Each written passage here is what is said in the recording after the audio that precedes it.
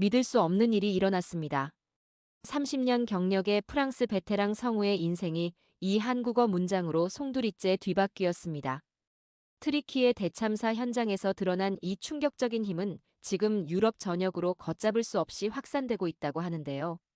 세계 최고의 엘리트들마저 인정할 수밖에 없었던 한국의 힘, 그리고 수천 년간 감춰져 온 형제국의 비밀까지 무엇이 서구 사회를 이토록 뒤흔든 걸까요? 그 놀라운 이야기 지금 시작합니다.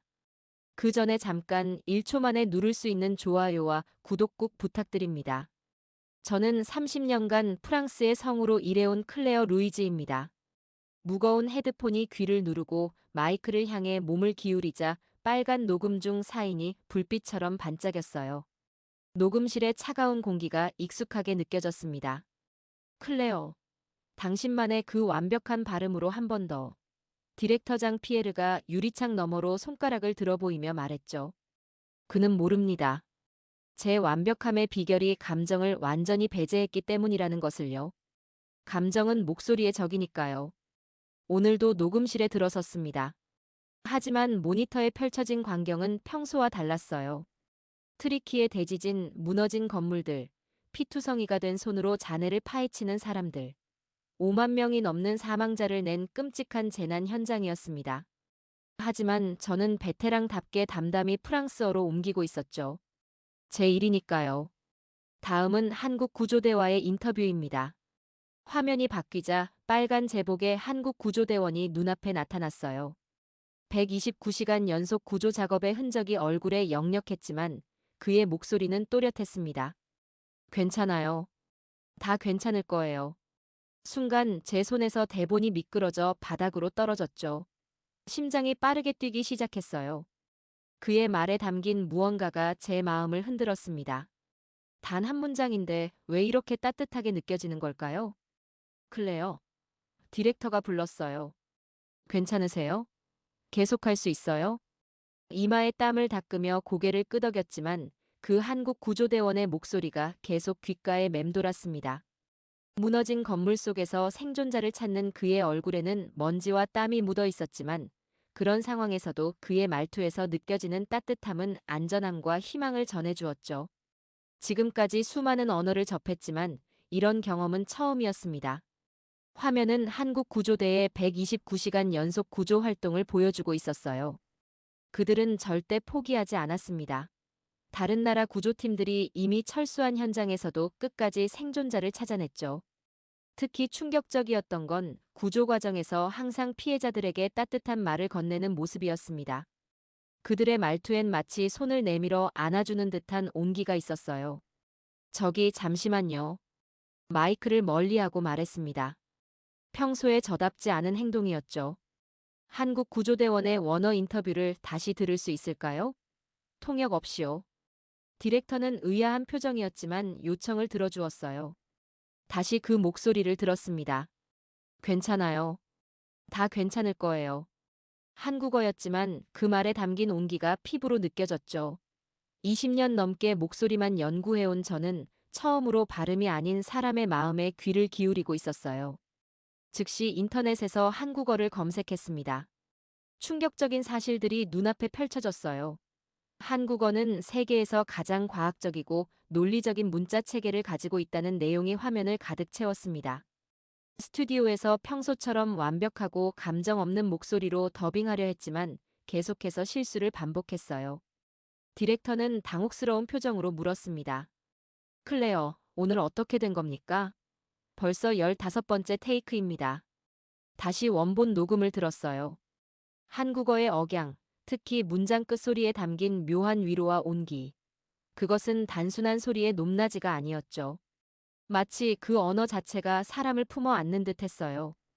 디렉터님, 한국어는 왜 이렇게 따뜻하게 들리는 걸까요? 언어 자체에 뭔가 특별한 게 있는 것 같아요. 디렉터는 놀란 표정이었습니다. 클레어, 당신이 이런 질문을 할 줄은 몰랐네요.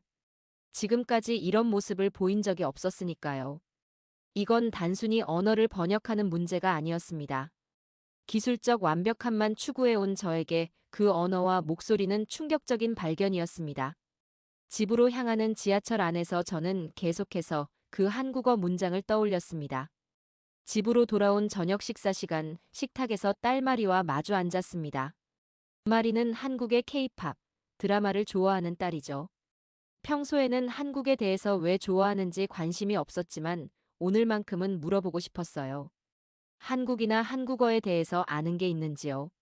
마리, 내가 혹시 한국어에 대해 아는 거 있니? 딸의 눈이 커졌죠. 엄마가 한국어를 물어보다니. 정말 기적이네. 마리는 흥분한 목소리로 설명했어요. 한국어가 세계 주요 외국어 중 4위야. 교수님이 한국어는 음악적이라고 하셨어. 말이 아니라 노래처럼 들린다고. 음악적이라고? 응. 억양과 리듬감이 물결처럼 흐른대. 존댓말 체계도 정말 복잡하고 아름다워. 내가 보는 한국 드라마 같이 볼까? 평소라면 단칼에 거절했을 제안이었지만 이번에는 묘한 호기심이 일었어요. 잠시만 볼까? 마리의 눈이 반짝였습니다. 20년 만에 처음으로 딸과 함께하는 순간이었죠. 침대에 누웠지만 잠은 오지 않았어요. 계속해서 한국어의 억양과 리듬감이 머릿속을 맴돌았습니다. 지금까지 언어와 목소리만 연구해온 저에게 이것은 단순한 호기심을 넘어선 직업적 충격이었죠. 어떻게 한 언어가 이토록 감정을 전달할 수 있는 걸까요? 태블릿을 집어들고 한국어 특징을 검색했습니다. 밤늦게까지 한국어에 대한 자료를 파헤쳤어요. 한국어의 존댓말 체계, 경어법, 문장 구조. 모든 것이 새롭고 흥미로웠죠. 특히 정이라는 개념에 대한 설명이 눈에 들어왔습니다. 한국어에는 이 정이라는 감정이 깊이 스며들어 있다고 했어요. 전 세계 어느 언어에도 없는 독특한 정서적 개념이라니. 다음 날 아침 서둘러 일어났습니다. 마리의 방으로 가서 노크했어요. 마리, 일어났니? 졸린 목소리가 들려왔죠. 응, 엄마 무슨 일이야? 아직 7시밖에 안 됐는데. 내가 말한 한국어 학습 앱 좀 보여줄래? 마리가 벌떡 일어났어요. 그녀의 눈에는 믿을 수 없다는 표정이 가득했습니다. 엄마가 한국어를 배우겠다고? 세상에. 그냥 궁금해서. 직업적인 호기심이야. 마리는 흥분한 채로 태블릿을 집어들고 몇 개의 앱을 다운로드 해주었습니다. 그리고 몇 권의 교재도 추천했어요. 마리의 열정에 놀랐습니다. 그녀가 이렇게까지 한국어에 관심이 많은 줄 몰랐어요. 스튜디오로 향하는 길, 앱을 열었습니다. 가장 기본적인 인사말부터 시작했어요. 안녕하세요. 입 안에서 낯선 발음이 맴돌았습니다. 몇 번을 반복해도 어색했지만 묘하게도 기분이 좋았어요. 성우로서의 직업적 본능이 발동했죠. 발음을 정확히 따라하려고 노력했습니다. 그런데 놀라운 점을 발견했어요. 한국어는 단순히 발음만이 문제가 아니었습니다. 그 안에 담긴 감정을 어떻게 전달하느냐가 핵심이었죠. 스튜디오에서 오늘도 트리키의 지진 관련 다큐멘터리를 더빙했어요. 이번에는 한국 구조대의 활약상을 다룬 특집이었습니다. 화면 속 한국 구조대원들은 피해자들에게 끊임없이 말을 걸며 안심시키고 있었어요. 그들의 말투에는 항상 희망이 묻어났죠. 디렉터가 충격적인 요청을 했습니다. 클레어, 이번에는 조금 더 감정을 담아서 해볼 수 있을까요? 특히 구조대원들이 피해자들에게 말하는 부분에서요. 20년 경력에 처음 들어보는 요청이었어요. 저는 항상 감정 없이 완벽한 발음과 억양으로만 승부해왔거든요. 하지만 이번에는 망설임 없이 고개를 끄덕였습니다. 네, 해볼게요. 시작했어요. 처음에는 어색했지만 점점 화면 속 구조대원들의 감정에 몰입하기 시작했습니다. 그들의 진심 어린 위로, 격려, 희망의 메시지를 온 마음으로 전달하려 노력했죠. 그리고 기적처럼 제 목소리에 자연스럽게 감정이 실리기 시작했어요. 컷. 완벽해요, 클레어. 오늘 처음 당신 목소리에서 진짜 사람을 느꼈어요. 디렉터의 칭찬에 믿을 수 없었습니다. 사실 저도 제 목소리에서 이런 감정을 들은 적이 없었거든요. 이게 가능한 일일까요? 완벽함을 위해 포기했던 감정이 다시 제 목소리를 채우다니. 그날 저녁 집에서 마리와 함께 한국 드라마를 보기 시작했어요. 처음에는 어색했지만 시간이 갈수록 드라마 속 인물들의 감정 표현에 푹 빠져들었습니다. 특히 존댓말과 반말의 차이, 상황에 따라 미묘하게 달라지는 억양, 그리고 감정을 담는 방식이 마치 음악을 듣는 것 같았어요. 말이, 이 사람들은 왜 이렇게 감정 표현이 풍부하지? 말이 아니라 노래 같아. 마리는 웃으며 대답했죠. 그게 한국어의 마법이야, 엄마. 언어 자체가 감정의 레이어를 여러 겹 가지고 있어. 존댓말 체계만 해도 상대방과의 관계, 상황, 감정 상태에 따라 수십 가지로 달라지거든. 밤늦게까지 드라마를 보고 한국어 앱으로 공부하면서 깨달았어요. 이 언어는 단순히 의사소통의 도구가 아니었습니다. 감정을 전달하는 예술이었죠. 그리고 그것은 저에게 완전히 새로운 세계였어요. 침대에 누워 처음으로 한국어 문장을 소리내어 말해봤어요. 안녕하세요. 저는 클레어입니다. 입에서 나오는 낯선 발음이 이상하게도 편안하게 느껴졌습니다. 마치 오랫동안 잃어버렸던 무언가를 되찾은 것 같은 기분이었어요. 그리고 문득 충격적인 깨달음이 찾아왔습니다. 제가 궁금해하는 것은 단순히 한국어가 아니었어요. 감정을 표현하는 방법, 그리고 그것을 목소리에 담는 법이었습니다. 왜 이 언어는 이렇게 감정이 많지?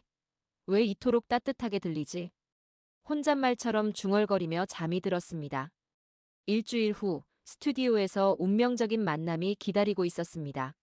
트리키에 출신의 프랑스어 통역사인 아이셰였어요. 그녀는 트리키에 출신으로 지진 피해 지역인 안타키아 출신이었습니다.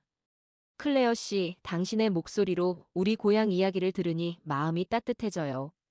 프랑스 최고의 성우가 우리 이야기를 전해준다니 감사해요. 아이셰의 진심 어린 말에 어색하게 웃었어요. 사실 그동안 제 목소리가 어떤 감동을 준다고 생각해 본 적이 없었거든요. 그저 정확한 정보 전달이 목표였을 뿐이에요. 디렉터가 제안했습니다. 두 분이 점심 같이 하는 게 어떨까요?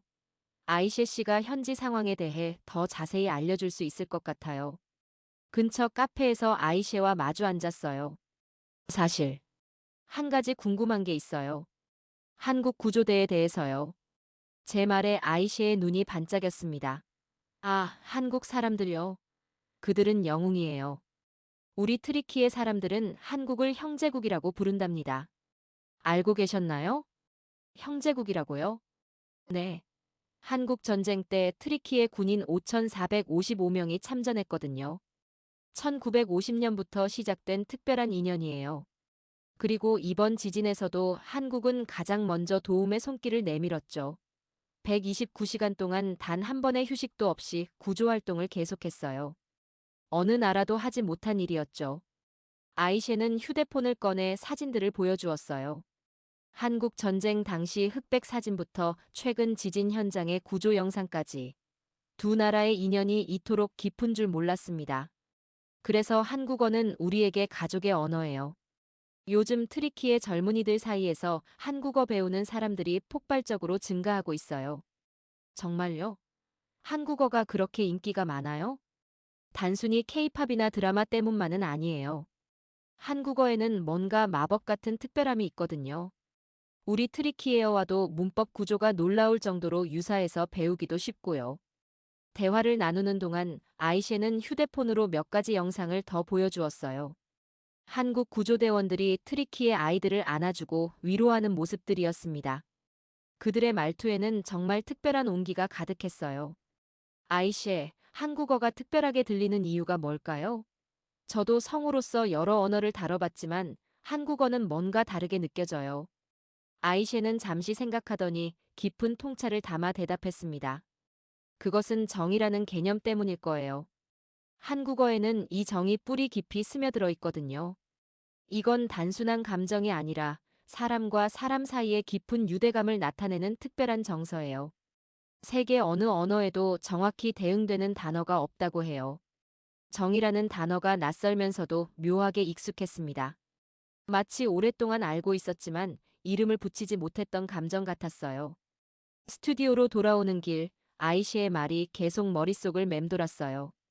형제국, 정, 가족의 언어. 이 모든 단어들이 새로운 의미로 다가왔습니다. 언어가 단순히 의사소통의 도구를 넘어 문화와 역사, 그리고 감정을 담는 그릇이라는 사실을 몸으로 느꼈어요. 스튜디오에 도착해 오후 녹음을 시작했습니다. 이번에는 한국과 트리키예의 역사적 유대 관계를 다룬 다큐멘터리였어요. 화면에는 한국 전쟁 참전 트리키예 군인들의 모습과 최근 지진 현장에서 활약한 한국 구조대의 모습이 교차되었습니다. 전쟁과 재난을 넘어 이어진 두 나라의 따뜻한 유대감은 국경을 초월한 인류애의 상징이 되고 있습니다. 이 문장을 읽으면서 처음으로 제 목소리에 진심 어린 감동이 실렸어요. 그것은 연기가 아니었습니다. 진짜 감정이었어요. 성우로 일하면서 처음으로 가슴에서 우러나오는 말이었습니다. 디렉터의 눈이 반짝였어요. 클레어, 오늘 녹음은 역대급이었어요. 당신 목소리에서 진심이 느껴졌어요.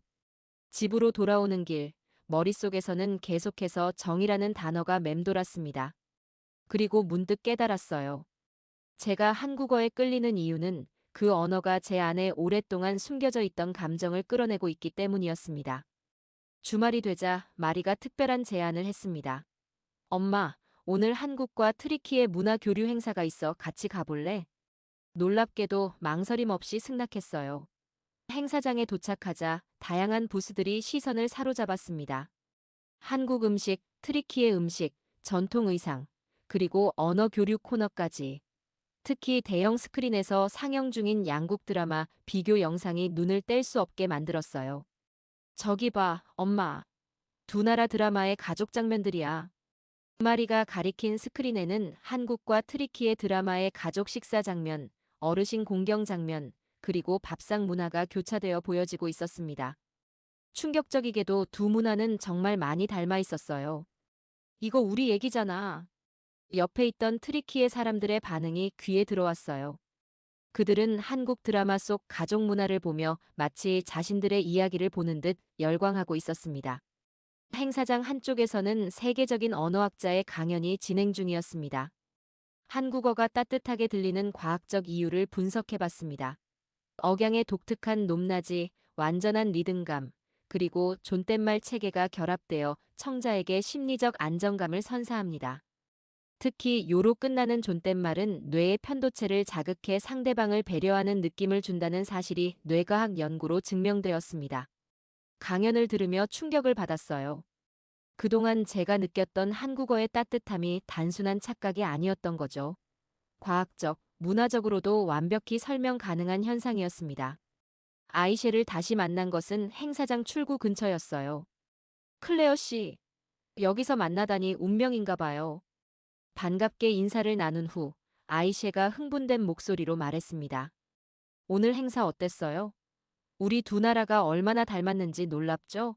심지어 유전적 연관성도 발견되었대요. 네, 정말 충격적이었어요. 특히 언어와 문화의 연결성이 믿을 수 없을 정도로 인상적이었어요. 아이셰의 눈이 반짝였습니다.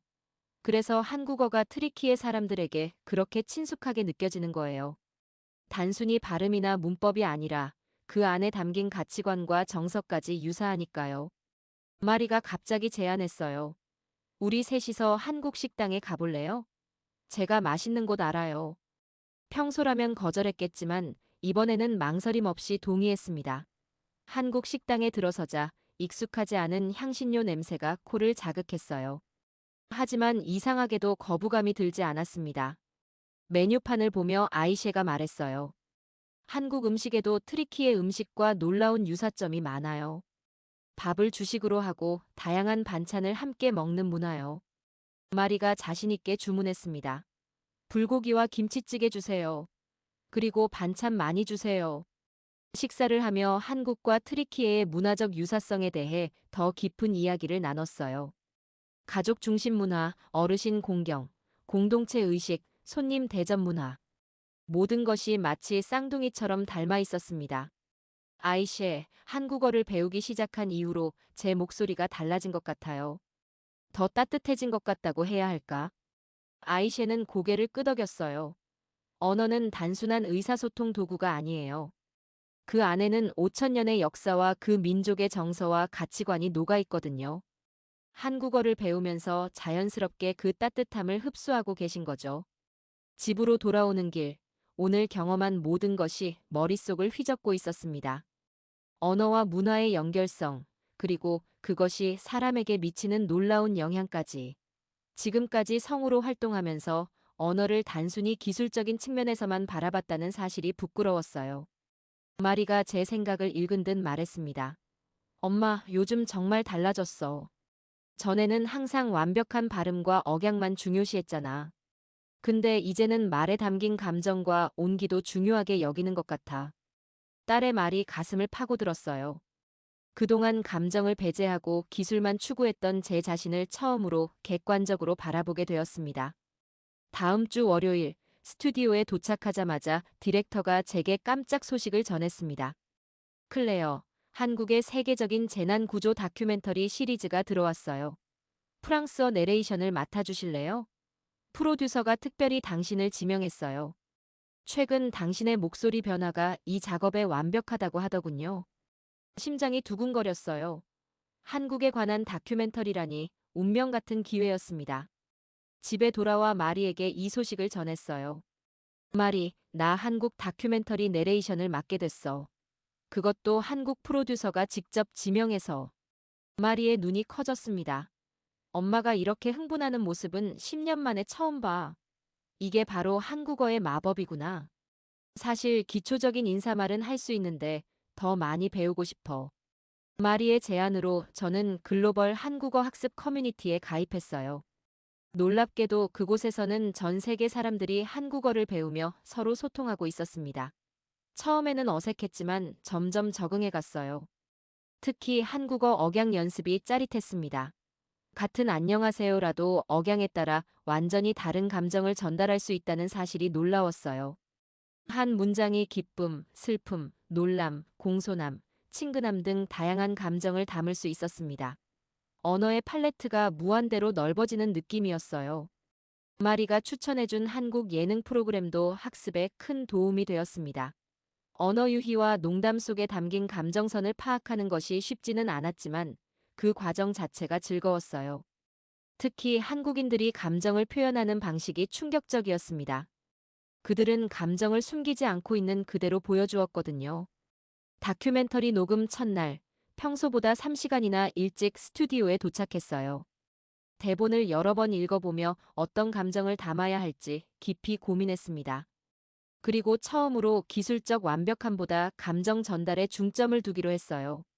한국 구조대는 단순히 생명을 구하는 것을 넘어 희망과 위로를 전하는 사명을 갖고 있습니다.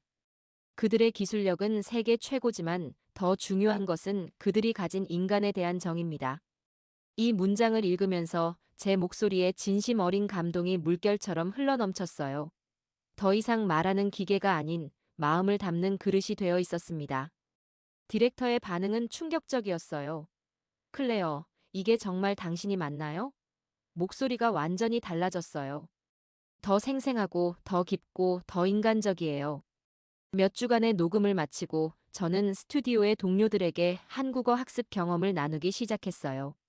처음에는 단순한 호기심으로 시작했던 공부가 이제는 제 삶의 중심축이 되어가고 있었습니다. 한국어에는 정이라는 개념이 있어요. 이건 단순한 감정이 아니라 사람과 사람 사이의 깊은 유대감을 나타내는 말이에요. 세계 심리학자들이 연구 대상으로 삼을 정도로 독특한 감정 체계라고 해요. 동료들의 눈빛이 호기심으로 빛났어요. 그들도 제 목소리에 놀라운 변화를 느끼고 있었나 봅니다. 한 젊은 성우가 물었어요. 그래서 당신의 목소리가 이렇게 완전히 달라진 거예요? 그 정 때문에? 잠시 생각한 후 미소 지으며 대답했습니다. 그런 것 같아요. 한국어를 배우면서 목소리에 감정을 담는 법을 새롭게 배우고 있는 것 같아요. 그리고 그건 성우로서도 한 사람으로서도 저를 완전히 변화시키고 있어요. 집에서는 마리와 함께 한국어로 간단한 대화를 나누기 시작했어요. 안녕하세요. 오늘 어땠어요? 맛있어요. 감사합니다. 같은 기본적인 표현들이었지만 그 안에 담긴 따뜻함은 특별했습니다. 이제 저는 처음으로 내 목소리에 진짜 내 마음을 담고 싶다는 열망을 느꼈습니다. 성우로 활동하면서 처음 갖게 된 진짜 꿈이었어요. 2달 후 프랑스 성우협회에서 연례 세미나가 열렸습니다. 그리고 믿을 수 없게도 저는 감정 전달 언어라는 주제로 기조 발표자로 선정되었어요. 처음에는 떨렸지만 곧 확신이 생겼습니다. 제가 경험한 한국어의 마법 같은 힘을 다른 성우들과 나누고 싶었거든요. 발표 준비를 위해 한국 구조대 인터뷰의 원어와 프랑스어 더빙을 과학적으로 비교 분석했어요. 말의 높낮이, 리듬, 감정 전달 방식까지 모든 것을 데이터화했습니다. 같은 내용이지만 언어에 따라 전달되는 감정의 깊이가 확연히 달랐어요. 특히 한국어의 존댓말, 정, 눈치, 위로의 언어 체계는 다른 어떤 서양 언어와도 근본적으로 달랐습니다. 세미나 당일 유럽 최고 성우들 앞에 섰습니다. 떨리는 가슴을 진정시키고 마이크 앞으로 다가갔어요. 저는 30년 동안 감정 없는 완벽한 발음만을 추구해왔습니다. 하지만 한국어를 만난 후 제 목소리에 진짜 영혼이 깃들기 시작했어요. 청중들의 눈빛이 호기심으로 반짝였어요. 한국어는 단순한 의사소통 도구가 아닙니다. 감정과 관계를 담는 예술입니다. 특히 존댓말 체계는 단순히 상대를 높이는 것이 아니라 관계의 온도를 표현하는 방식입니다.